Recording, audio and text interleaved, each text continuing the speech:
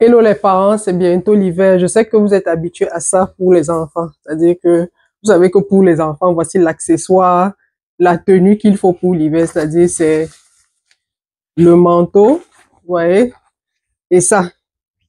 Les parents savent que ça, c'est la tenue des enfants. Je vais vous montrer quelque chose.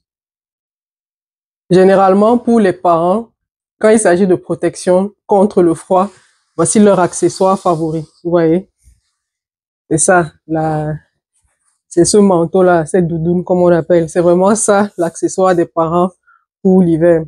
Petite parenthèse, quand vous achetez vos doudounes, validez bien qu'il s'agit des doudounes d'hiver, c'est-à-dire qui vont quand même à moins 40 degrés. Il y en a. Et plus la température est basse, plus la doudoune coûte cher. Mais c'est un investissement qui vaut la peine. Ça peut faire, vous pouvez faire 3, 4, 5 ans, ou même 10 ans avec une bonne doudoune quand vous avez choisi une bonne doudoune. Donc, ces doudounes-là peuvent aller jusqu'à moins 40 degrés. Et il y en a même qui sont chauffantes. Il y en a, c'est-à-dire que elles ont comme des batteries et qui vous gardent au chaud. Mais je reviens à ce que je voulais vous dire. Quand il s'agit de protection contre le froid, voilà ce que les parents connaissent, c'est-à-dire une bonne doudoune comme ça. Je vais vous présenter un accessoire auquel vous n'êtes pas habitué. Voici l'accessoire que je vous recommande à vous les parents.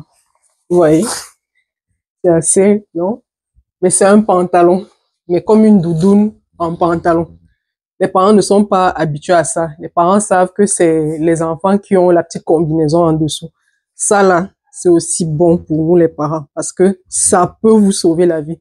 Quand vous êtes sous une tempête de neige ou même vous êtes pris dans le froid, je vous avoue que avoir ça en plus de votre doudoune, ça peut vous faire du bien. Donc, les enfants auront ceci,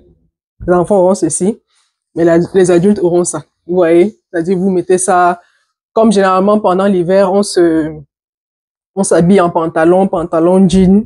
Vous pouvez mettre ça au-dessus de votre pantalon jean. Quand vous arrivez au bureau où vous allez, il y a un vestiaire, vous vous changez, vous enlevez votre doudoune, vous enlevez ça. Quand vous repartez, vous remettez vos bottes, vous remettez votre doudoune et vous remettez ça. Je vous avoue que ça change tout.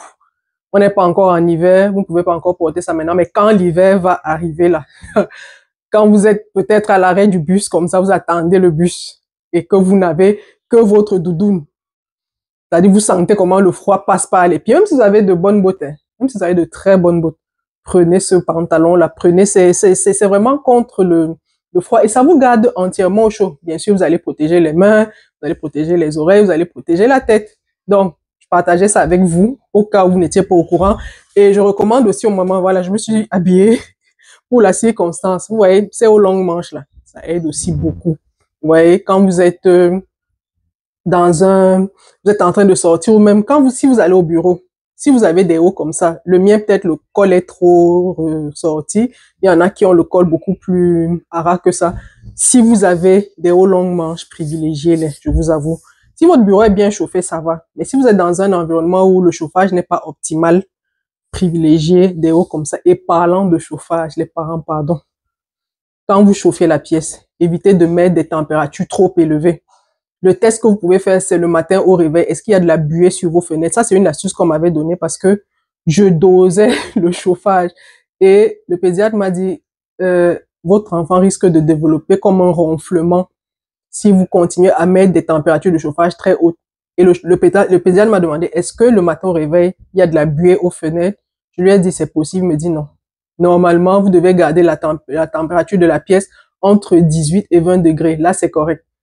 Et éviter que la pièce soit trop chauffée parce que le chauffage, là, c'est comme si ça déshydratait la pièce. C'est-à-dire, ça retire, en fait, ça assèche un peu la pièce, on va dire. Vous voyez?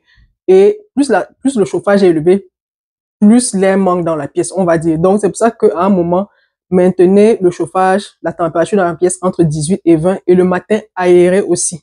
Aérez. C'est les astuces d'hiver. Je sais qu'on est encore seulement en automne, mais pour vous préparer à l'hiver, j'ai préféré partager ça avec vous. Et dites-nous, comment vous vous préparez l'hiver? Comment vous vous préparez à accueillir l'hiver?